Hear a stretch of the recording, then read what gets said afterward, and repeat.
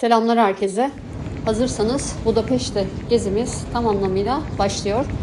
Bir önceki videoda sizlere havalimanından bahsetmiştim. Ucuz uçak bileti vardı. Onun linkini yukarıya ekliyorum. O uçakla buraya geldim.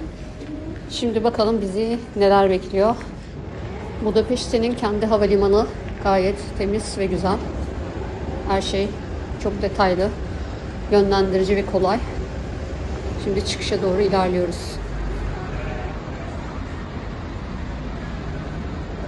Otobüs bileti için otomatlar bu şekilde.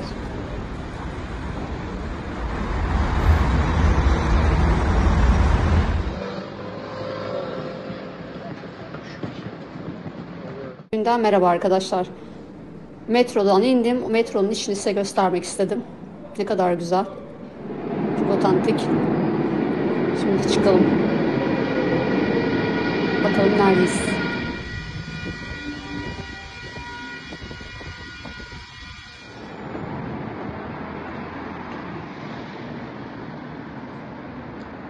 Şu anda Macaristan Devlet Opera binası karşımızda. Opera metrosundan çıktım. Buradan ilerleyeceğiz dümdüz yukarıya doğru. Burada çeşitli müzeler var. İçlerini gezemeyeceğim ama genellikle dışarıdan size hepsini göstermeye çalışacağım. Burası da yine bilinen Terör Müzesi arkadaşlar. Kahramanlar Meydanı'na doğru böyle yürümeye devam ediyoruz buradan. Terör Müzesi bu şekilde. Binası. Tadilat var dışarıda ama gezilebiliyor.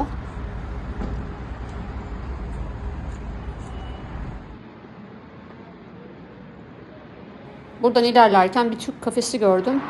İçine girip bir kahvemizi içip sonra devam edelim.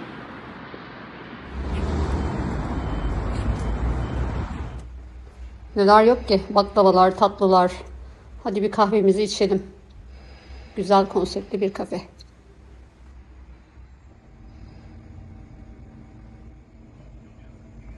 Bol köpüklü, tam Türk usulü. Hadi bana afiyet olsun. Kafeden çıktık. Kahramanlar Meydanı'na doğru yürüyoruz. Çok yakın.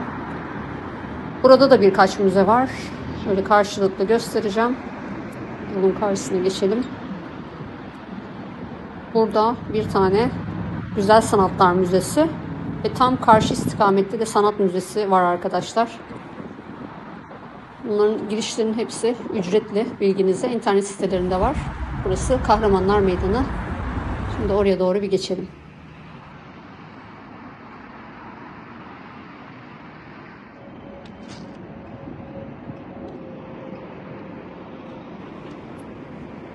Meydan da gördüğünüz gibi bayağı geniş. O diğer müze de hemen şurası arkadaşlar. Burada yine tadilat var tabii. Tadilatın olmadığı yer yok. Yine de gelip görülmesi gerekiyor mutlaka. Geldiğinizde uğramanız gereken bir nokta. Buradan sizlere olabildiğince videolar çekmeye çalışacağım. Bütün Budapeşte'yi beraber geziyoruz.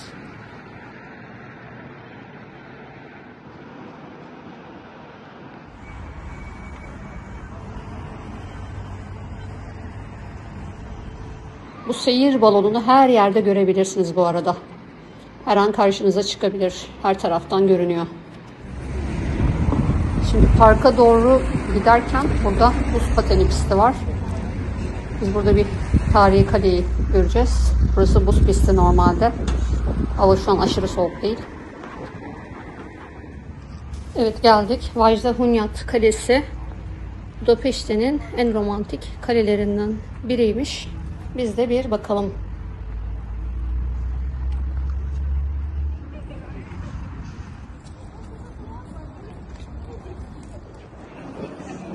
Bu arada girişi ücretsiz. İçeride çeşitli kafeler mevcut. Buradan bütün parkı da gezebiliyoruz. Burası 1896 yılında Macaristan'ın 1. yılını kutlamak için inşa edilmiş. Gerçekten tarihi dokusu çok hoş. Masalsı bir alan. Balon yine burada. Şimdi burada herkesin merak ettiği, benim de merak ettiğim bir heykel var. Ona doğru ilerliyorum. Onu bulmaya çalışıyorum. Kalenin etrafında. Bakalım neredeymiş. Saklamışlar mı seni? Anonymous heykeline geldik arkadaşlar. Meşhur, geceleri herkesin korktuğu söylendiği heykel. Bu heykelin hikayesi de yine Macaristan'ın ilk dönemlerine ait, tarihini yazan ve hakkında çok fazla şey bilinmeyen kişiyle ilgiliymiş. Çok fazla bilgi olmaması sebebiyle de yüzü özellikle gölgede bırakılmış. Yani gördüğünüz gibi o Vajda Hunyad şatosunun avlusunda yer alan esrarengiz görüntüsüyle gerçekten dikkat çekiyor.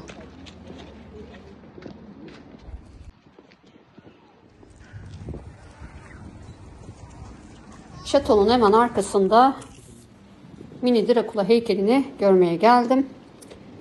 Bu heykelin de hikayesi var. Yine bir heykeltıraş zamanında ürünleri satmayınca 39 adet heykel yapmış, böyle mini mini bütün Budapeşte'ye yaymış. Böyle böyle ilerleyen dönemlerde de meşhur olmuş. Elim kadar bir boyu var. Park gerçekten büyük ve güzel. Başladığım yerden beri birçok yer gösterdim size, gördüğünüz gibi. Şatoyu görüyoruz. Etrafında böyle güzel göller, sulak alanlar, ördekler. Başladığım yerden beri birçok yer gösterdim size, gördüğünüz gibi. Şatoyu görüyoruz. Etrafında böyle güzel göller, sulak alanlar, ördekler, ağaçlar. Çok daha uzun aslında. Şimdi bu kısımda size bir yeri daha göstermek istiyorum. Bakalım. Tabii ki meşhur Széchenyi Termal Hamamı. Burası da bir termal tesis. Çok büyük, dünyaca ünlü. Buraya gelip içini görebilir, spa merkezlerini kullanabilirsiniz. Şimdi içine bir bakalım. Çok kısa bir görüntü alacağım. Ücretleri çekebilirsem göstermeye çalışırım.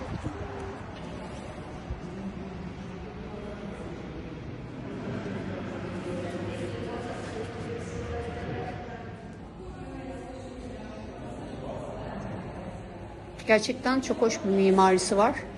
Bu da Macaristan'da yer alan ve Avrupa'nın en büyük tıbbi hamamı sayılıyor burası. 1913 yılında açılışı yapılmış. Bayağı büyük. Mutlaka online rezervasyon yapmanızı öneriyorlar. Yani beklemeden içeriye girebiliyormuşsunuz. İçeride yani eşyalarınızı koyacağınız dolaplar vesaire mevcut.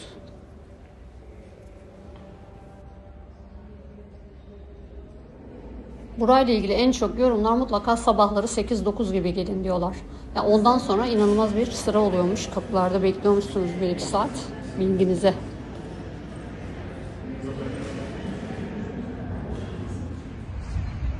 Bu arada burada kendi adını taşıyan dibinde hemen bir metro istasyonu var. Burada inip direkt termal tesisi kullanmaya gelebilirsiniz. Hemen göstereceğim. Dışarıdan görüntüsü.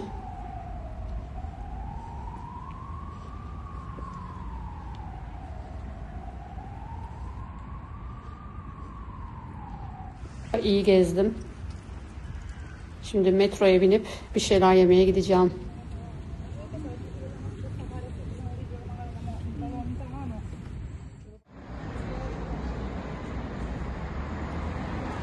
Bakın ben ne aldım arkadaşlar. Bakın bakalım. Evet, meşhur burger. Akşam ettik. Yiyelim bakalım.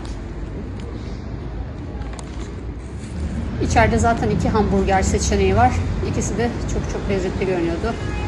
Fiyatına göre 2000-4000 forint arasında tutuyor.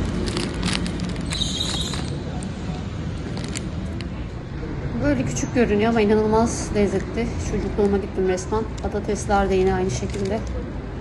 Tavsiye ediyorum arkadaşlar. Afiyet olsun. Burada bir tatlı yemeyi düşünüyorum. Daha önce görmüştüm. Daha sonra yeni videolarla yarın görüşürüz.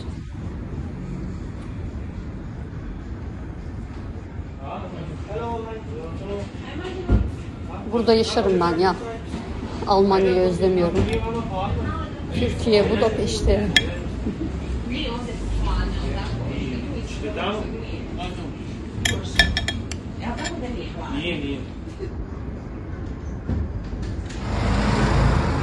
İkinci günden selamlar arkadaşlar. Bu otobüsten indim. Otobüs bileti, günlük bilet alındı. 2400 forint, yani 6 euro. Şimdi balıkçı tabyasına geldik. Hala Sebastia diye geçiyor burası. Matias Kilisesi'nin dibinden iniyorsunuz. Böyle bir geziyorsunuz. Hadi bakalım bizi neler bekliyor.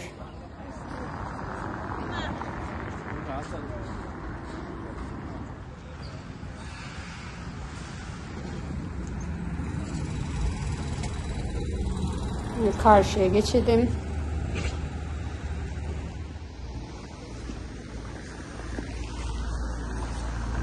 Sabah sabah bayağı da kalabalık. Hadi bakalım.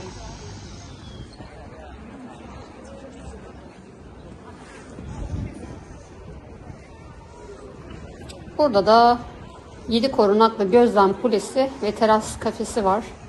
Burası 19. yüzyıl kalesi. İçeri girebiliyorsunuz. Biletler 3,73 euro civarındaydı. Böyle aşağı doğru gözlem kulelerine baka baka ilerleyelim. Manzaraları görelim.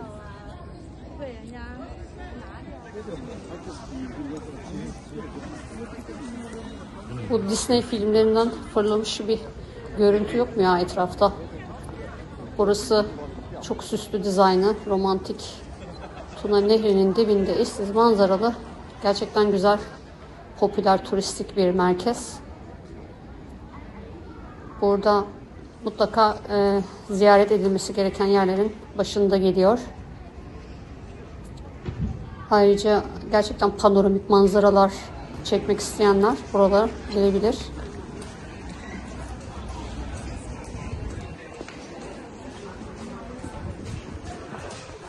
Burası UNESCO tarafından da korunuyormuş. Bu arada gezi boyunca bu manzaralarla çok karşılaşacaksınız. Tuna Nehri, Buda ve Peşte'ni birbirine bağlayan köprüler. Çok güzel manzaralar.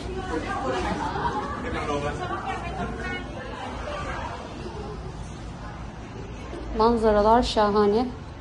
İnanılmaz derecede de yabancı turist var. Değişik değişik ülkelerden. Burada şehri kuş bakışı görmek isteyenlerin nokta atış yapabileceği yerler.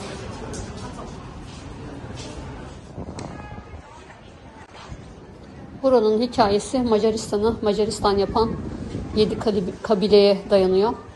Yani tarihleri boyunca yaşadıkları tüm savaşlarda Macar halkı buradaki balıkçıların büyük desteklerini görmüş. Onların anısına da bu güzel yapıya bu ismi vermişler.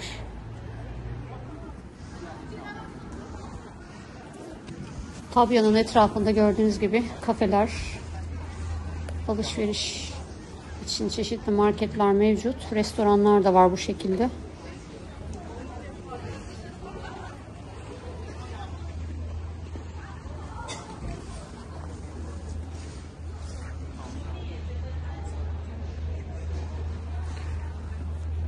Burada böyle güzel fotoğraflar çekip bir şeyler atıştırabilirsiniz.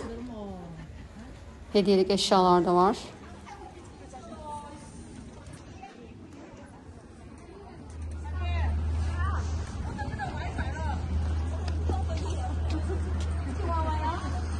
Şöyle biraz daha yüksek noktadan seyredelim bakalım. Sonra yeni bir lokasyona doğru ilerliyoruz.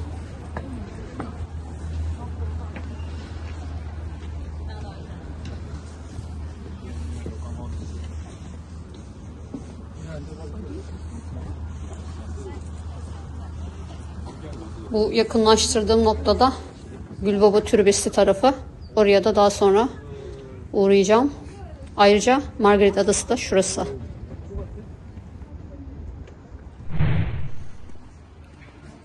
Balıkçı tabyasında indiğim noktadan şimdi aşağı doğru bir güzergaha gidiyoruz. Burada da size göstermek istediğim bir lokasyon var. İçine girmeyeceğim tabii ki. Henüz de açılmamış. Bakın bakalım. Zamanında Kont Drakula'nın hapsedildiği kale tepesinin altındaki tarihi labirentin yeri burası.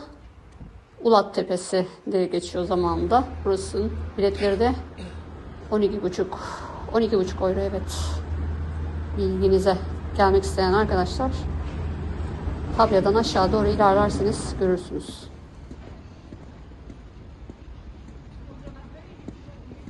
Gerçekten Buda'da, Peşte'de ayrı ayrı güzel manzaralara, müzelere, çeşitli tarihi yerlere sahip. Budapeşte çok güzel.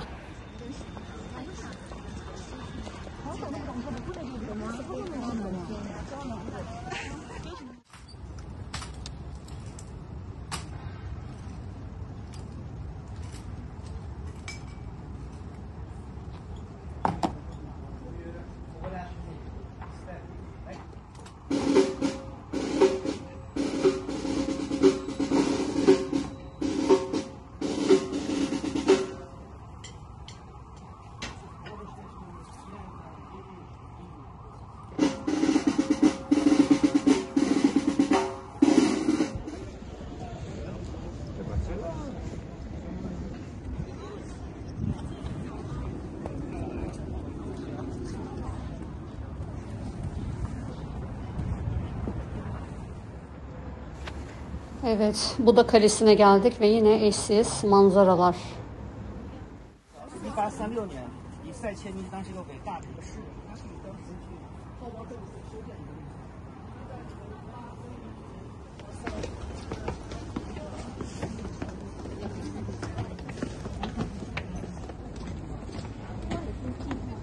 Buda Kalesi de Macaristan Ulusal Galerisi'nin görkemli bir mekanı.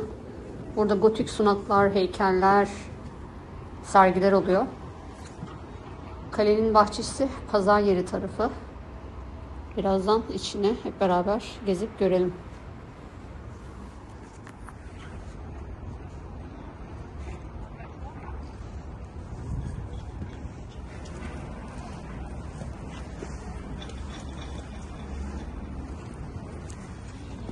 Çeşitli yeme içme standları burada da bizi karşılıyor. Yine kafeler de mevcut. Hiçbir yerde aç susuz kalmıyoruz. Kalenin yapımı, bitimi 13. yüzyıllara dayanıyor. Tabii ilk yapıldığı halinden günümüze pek bir şey kalmamış. İkinci Dünya Savaşı sırasında tekrar bir yıkıma uğramış, neredeyse tamamı. Sonra tekrar inşa edilmiş. Şu an son hallerini görüyoruz. Geniş bir alana sahip, gerçekten de etrafı saatlerce dolaşmak gerekiyor. Daha aşağı kısımları var. Bayağı ortaçağ evleri, farklı manzaralar, hediyelik eşya dükkanları. Tekrar hatırlatayım, burası Budapeşte'nin Buda tarafı.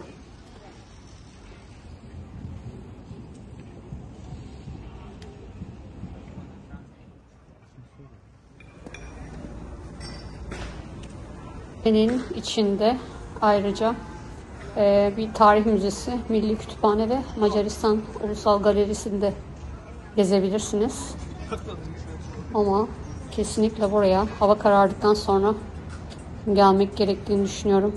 Işıkları seyretmek için bu kaleye tekrar çıkmak lazım.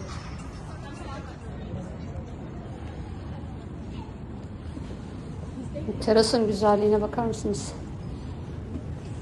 Manzaralar, manzaralar. Geler Tepesi de karşıda. İleride dağların tepesinde. Fakat orası da tadilattaymış bu arada. Öğrendiğim kadarıyla komple bir tadilatta, gidemeyeceğiz.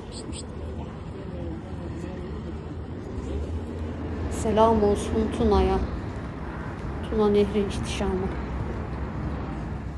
Şu aşağıda görmüş olduğunuz noktadan yukarıya doğru kaleye gelirseniz orada hemen Mustafa Kemal Atatürk Caddesi mevcut arkadaşlar, bilginize.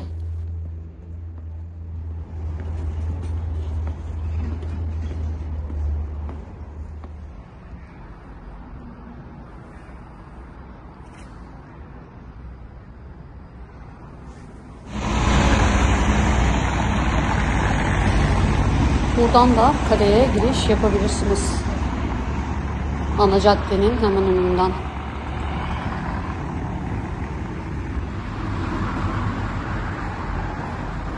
Kapı açık mı? Merak ettim. Bir bakalım. Evet. Gerçekten güzel dekorasyonlu. Bu merdivenlerden yukarı yine Buda'ya devam edebiliyorsunuz.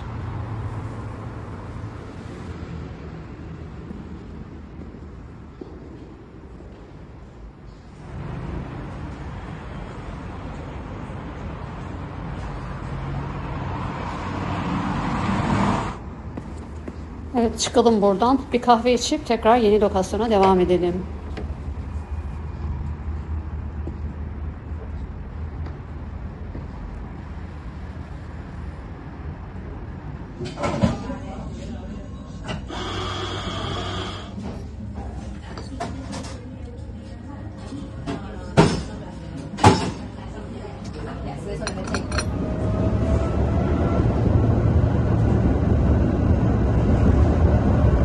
Ulaşımı inanılmaz rahat. Şimdi bir şeyler yemem gerekiyor. Buradan bir şeyler yedikten sonra türbeye doğru Buda tarafında devam ediyoruz.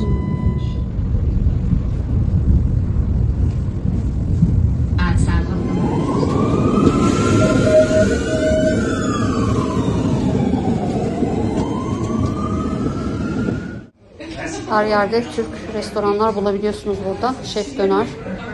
Burada döneri gayet güzel, doyurucu ve uygun fiyatlı. Yanında ayran, tatlısı, sütlaç.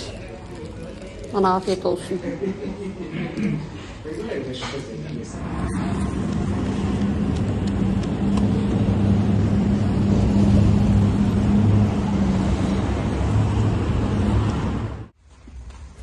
Neredeyiz? Tabii ki Gülbaba Türbesi'ne geldik. Bakalım.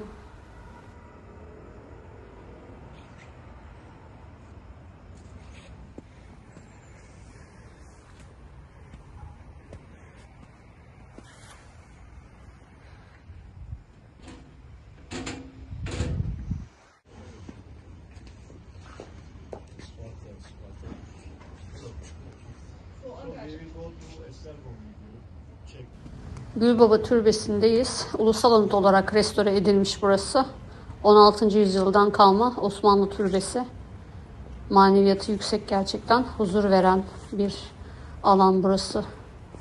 Güzel yapmışlar.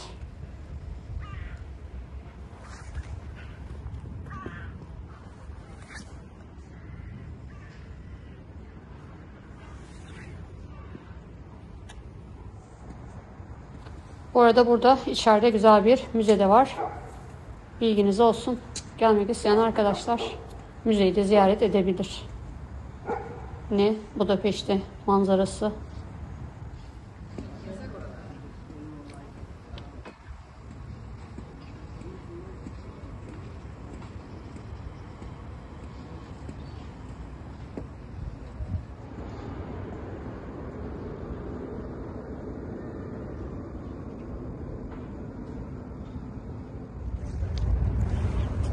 Evet, hemen sonraki durağımız tabii ki Margaret Adası.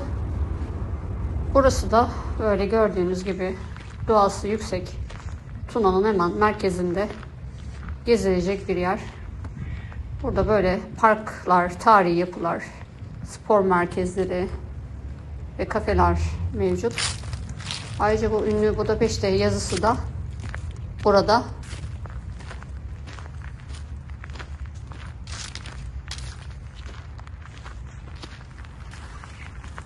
Yazıyı arayıp da bulamayan arkadaşlar var.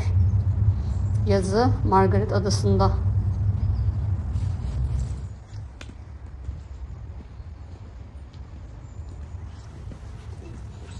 Şöyle baktığımda kafelerde fiyatlar çok uygun. Birkaç tane yan yana seçenek olunca çok iyi oluyor bu durum.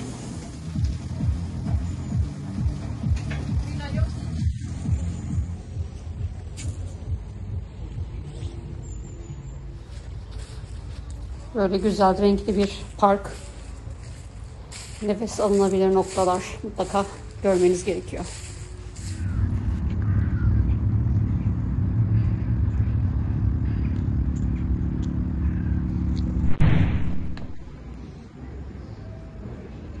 Bugün yine birçok yer gezdik ve yine akşam ettik. Tabii ki bir şeyler yeme zamanı.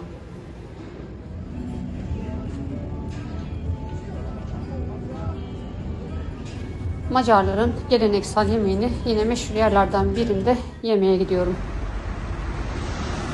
Burası.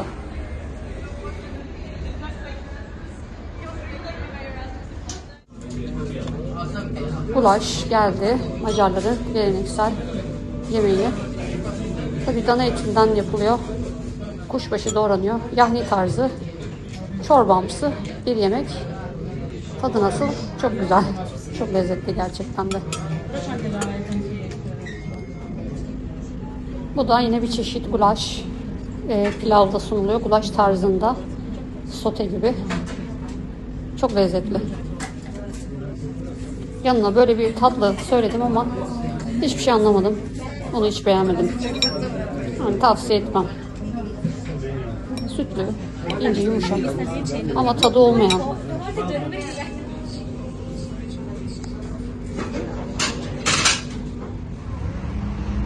Günü bitirmeden size bir sürpriz daha göstermek istiyorum. Bir tatlı deneyeceğim. Beraber bakalım. Tabii ki yine geleneksel Macaristan tatlısı şimney kek.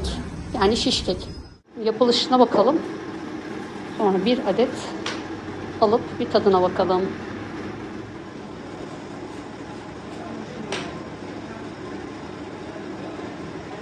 Bayağı hızlı çalışıyor. Evet, şimdi şişe aldı. Şişi de gördüğünüz fırına verecek. Pişene kadar bekleyeceğiz.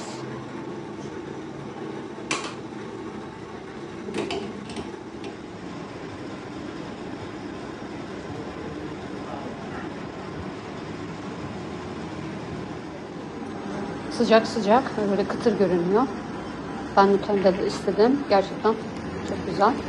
İsterseniz içine doldurarak da sipariş verebilirsiniz. Yarın görüşürüz. Hoşçakalın. Üçüncü günden herkese merhaba. Şu anda yine bir mimariyi görüyoruz. Ben karşıya geçelim. Burası Budapeşte'de bulunan meşhur Dohani Sokağı Sinagogu. Gördüğünüz gibi burada müze, mezarlık ve soykırım anıtı bulunuyor. Şöyle bakınca gerçekten de gösterişli sinagog. Bir etrafını gezelim. Girişler ücretli fakat ben inanılmaz pahalı buldum yanlışsam. Siz yazın yorumlara. 30 euro yazıyordu. Buradan içini göstermeye çalışacağım. Sinagogun arka kısmı. Dediğim gibi içinde müze, soykırım anıtı, mezarlık bulunuyor.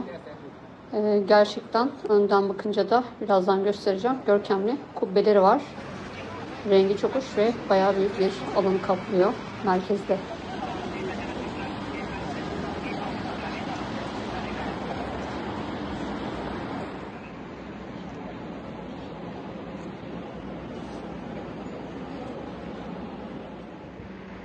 Arabayı kilitlemişler. Gelince dikkat edin. Kaldırımlara park etmeyin. Anında ceza.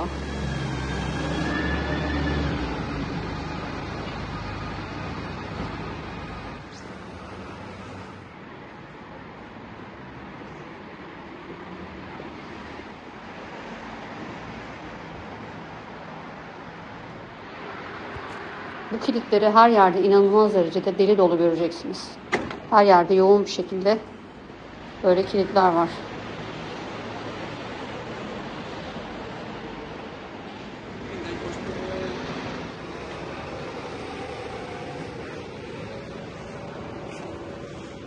Evet, yine bir müzedeyiz. Macar Ulusal Müzesi. Burası kültürel ve arkeolojik eserlerin, belgelerin ve de madeni paraların ve tabloların sergilendiği bir tarih müzesiymiş. Girişi 870 euro yazıyordu, yani 3500 forint gibi bir şey. Böyle Sinagogla birbirine çok yakın. Şimdi biraz heyecanlıyım. Çok istediğim bir yere gidiyoruz. Merkez Halil. Merkez Halil'e doğru gidelim. Evet, geldik pazara. Bakalım neler var pazarda.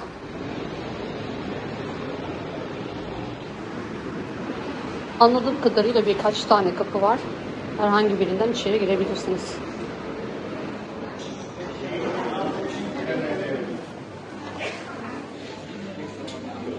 Burada böyle makaronlardan tutun geleneksel tatlıları mevcut.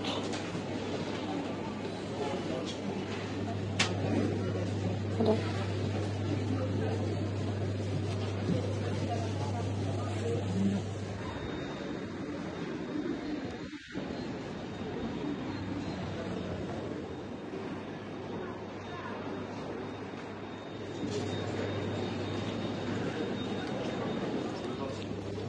Burada da böyle baharatlar. Yine burada bizim ay çöreğine benzeyen bir çeşit çörekleri mevcut. Bu da meşhur bayağı.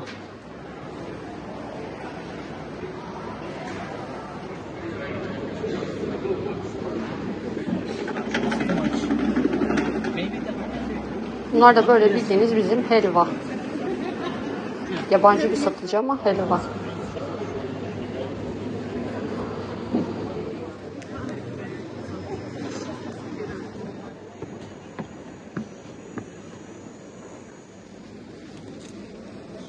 Üst katta da hediyelik eşyalar, yeme içme bölümleri var. Bakalım.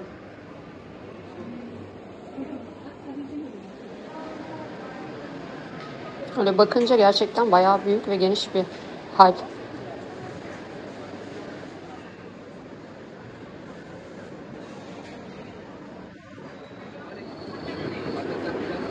Halil'in yiyecek içecek bölümünde langoştan tutun da birçok geleneksel yiyecekler var. Bu şekilde göstermeye çalışıyorum elimden geldiğince.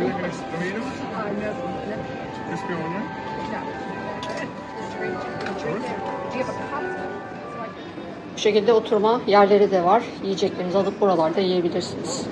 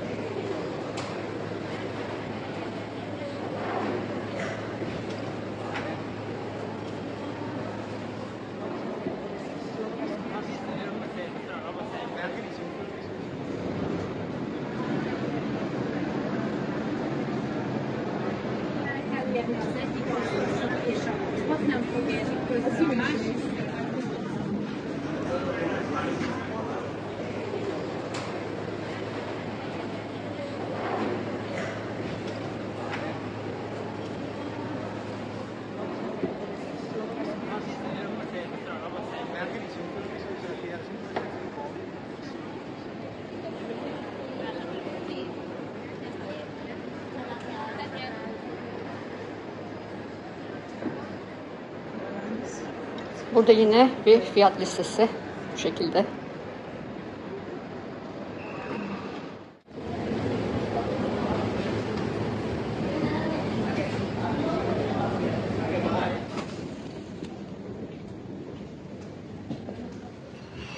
Burası da zemin kat. Birkaç tane mağaza var. Böyle tuvaletler bu kısımda. Ama çok fazla bir şey yok. Dükkanların çoğu kapalı. Buradan çıkalım.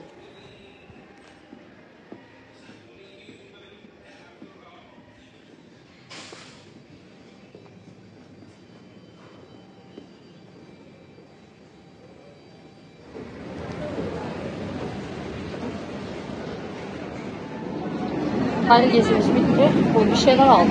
Şimdi şuradan bir yerden kahve alıp onları sizinle paylaşayım. Tabii şurada meşhur köprü ve üniversiteyi de gösterdikten sonra. Üniversitenin konumu. Bir şey demeyeceğim. Köprüyü göstereyim. Liberty Köprüsü. yeşil Özgürlük Köprüsü diye geçiyor. Buda ve Peşte'yi bağlayan köprülerden biri de bu. 1896 yılında açılmış bir köprü. Konumu çok güzel. Üniversitenin dibinde. Ulaşım ağını da zaten bu şekilde görmüş oluyorsunuz.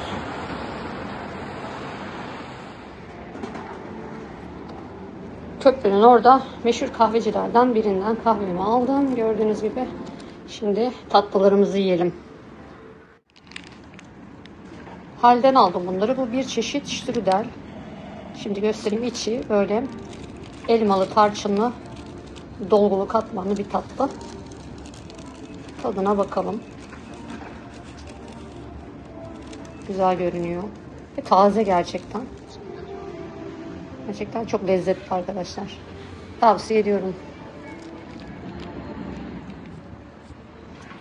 Bu tatlıyı unuttum ama sanırım bu kremaş diye geçiyor. Bu da görüntüsü katman katman. Arada kremalar var. Üstü pudra şekeri. Tadına bakalım. Valla bu bir numara arkadaşlar. Kesinlikle deneyin. Çok güzel.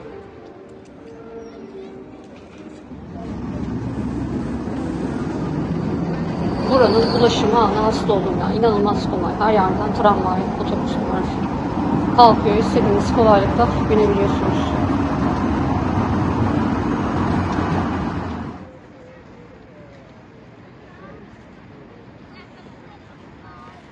Şimdi indiğim noktada Vigado konser salonu. Yanında da Magyar Müzesi var. Burayı bir göstereyim. Burada asıl görmek istediğim meşhur bir heykel var. Ona bakalım.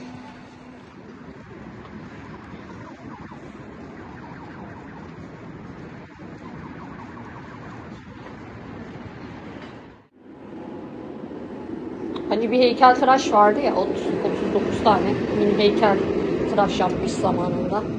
Onları çeşitli yerlere gizli gizli koymuş. O da onlardan biri sanırım. Meşhur. Bu Küçük Prens heykeli burada. Hatıra fotoğrafı çekebilirsiniz. Gerçekten çok mini bunlar. Uzaktan büyük görünüyor. Manzara şahane.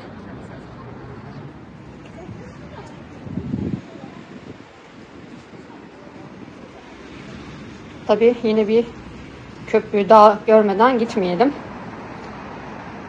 Orası Zincir Köprü. Meşhur yine. Bu köprü 19. yüzyıldan kalma asma bir köprü. Akşam ışıklandırması da çok güzel. Hem gece hem gündüz görmenizi tavsiye ediyorum. Böyle yakından çekelim.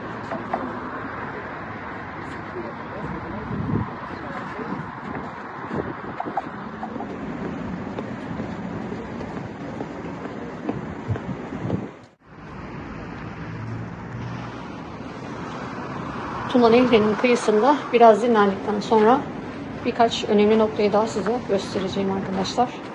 Bu arada burada gördüğünüz gemilerde turlar da yapılabiliyor. Ayrıca bazı gemiler otel olarak kullanılıyor, bildiğinize.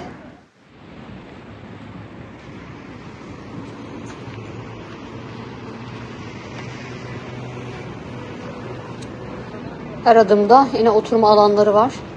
Bunları düşünmüşler. Yürümesi keyifli. Bütün Budapeşte tarihini nehir kenarından yürüyerek görebilirsiniz.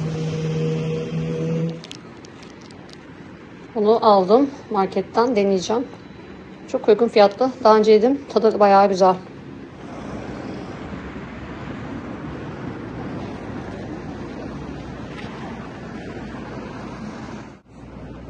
Evet, yine meşhur bir nokta burası.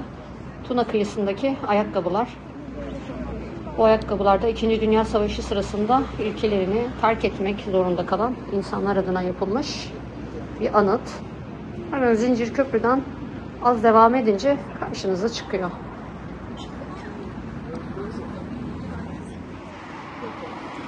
Geldik mi parlamentoya? Evet, burası Macaristan Parlamento binası.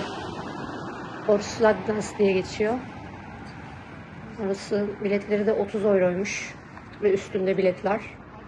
İçini gezebiliyorsunuz.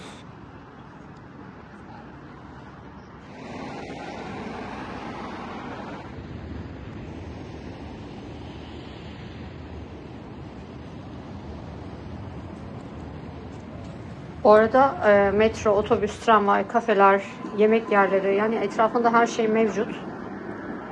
Akşam çekimi için de mutlaka uğrayın. Işıklandırmalar mükemmel oluyor. Videonun sonunda akşam çekimini göstermeye çalışacağım size.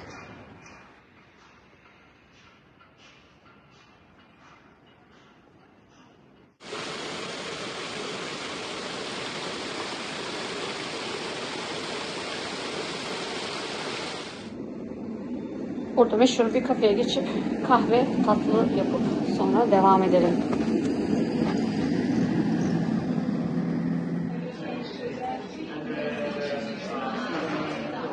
Burada bir adet Dobos torte var. Bir pasta, çikolatalı, tereyağlı, böyle krema ile kaplanmış. Üzeri böyle karamel. Bir Macar sünger keki gibi. Tadına bakalım. Bunu kesmesi zor. Bunu böyle indirelim.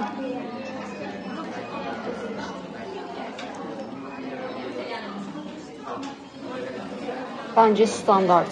Parkta yediğim tatlı vardı ya, 1 numara. O hala 1 numara benim için.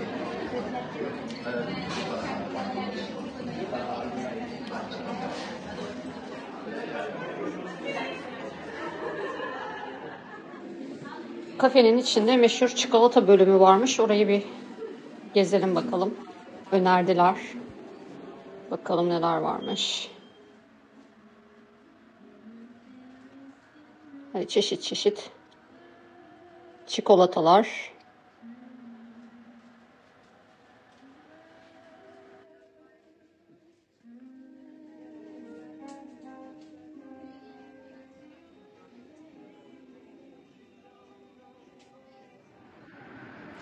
Sinsice bakıyordu. Şimdi oraya gidiyorum.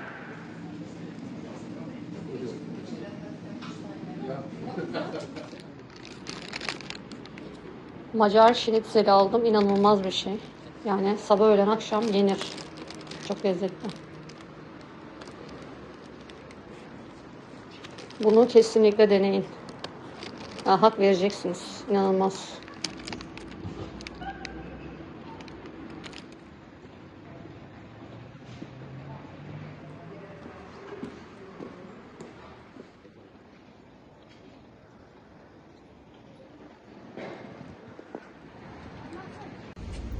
Sizi yine meşhur bir nostaljik pazara getirdim.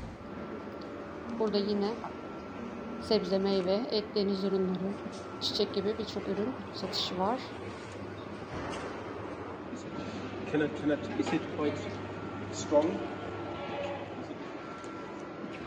Ama benim asıl geliş amacım işte tam da burası. Gördüğünüz gibi langoş meşhur. Bakalım gerçekten tadı o kadar lezzetli mi? Siparişimi verdim, bekliyorum. Şimdi size fiyat listesini şöyle bir göstermek istiyorum.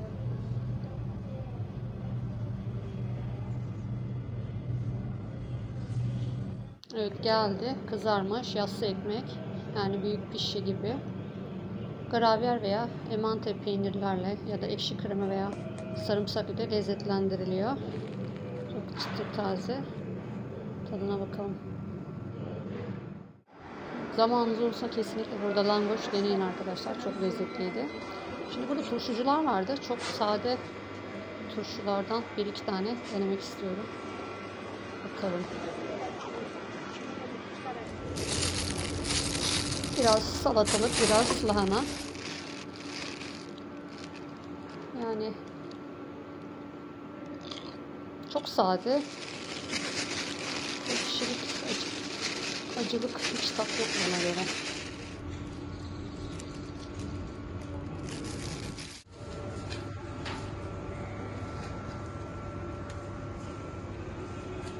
Hadi pazardan çıkalım. Yeni bir noktaya doğru devam edelim.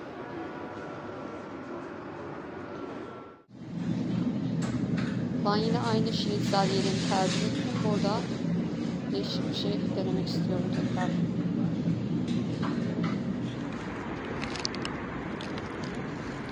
Aynı noktada paneli kızarmış peynir şekilde aldım. Peyniri çok lezzetli. Sonunda denemiş oldum. Çok istiyordum bunu denemeyi. Tavsiye ediyorum. Evet, sonunda göstermek istediğim nokta Aziz Stefan Bazilikası. Gördüğünüz gibi burası 1800 yıllarda yapımı başlanmış. Macaristan'ın ilk kralı onuruna yapılmış. İçini gezebilirsiniz. Online bilet almanızı tavsiye ederim. Meydan her zaman kalabalık. Etrafta birçok kafe, restoran bu bölgede mevcut.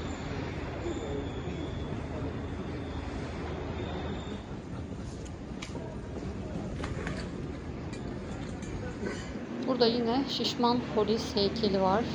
Bu da meşhur. Sempatik bir heykel. Fotoğraf için insanlar sıra oluyor bunun için.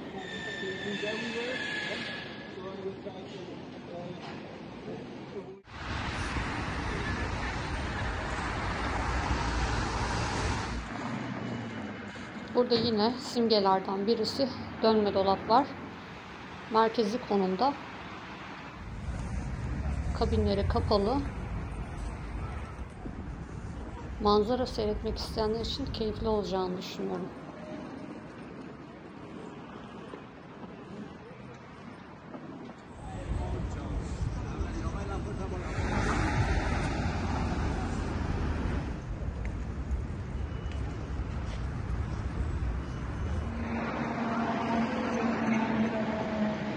Buradan tramvaya binip 1-2 durak sonra ineceğim. Bir lokasyonda bir şeyler deneyelim tekrar.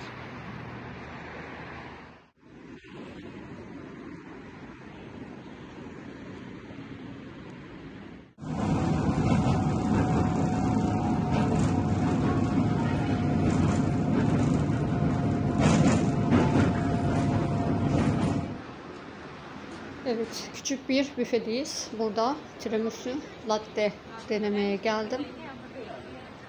Siparişimi verdim. Sunumu bu şekilde. Üstünde tiramisu, kakao tozu. Gayet güzel. Budapeşte sokaklarını gezerken denk geldiğim bir kafeye gidiyoruz. Orada makaron deneyelim. Şirin bir kafe. Nefis milföyler, karamelli pastalar, makaronlar çeşit çeşit.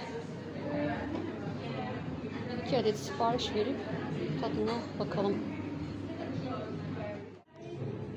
Fıstıklı ve kakao tercih ettim. Tadına bakalım. Gerçekten çok iyi tadı. Ya mutlaka bir tane denemenizi öneririm.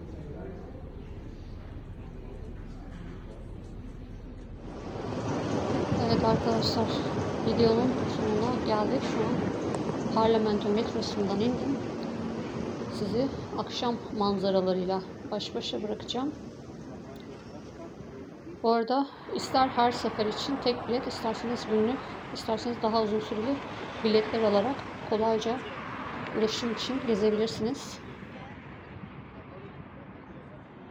Akşam manzaralarını kaçırmayın. Mutlaka görmeye çalışın. Yeni videolarda tekrar görüşürüz. Abone olmayı ve videoyu beğenmeyi de unutmayın. Hoşça kalın.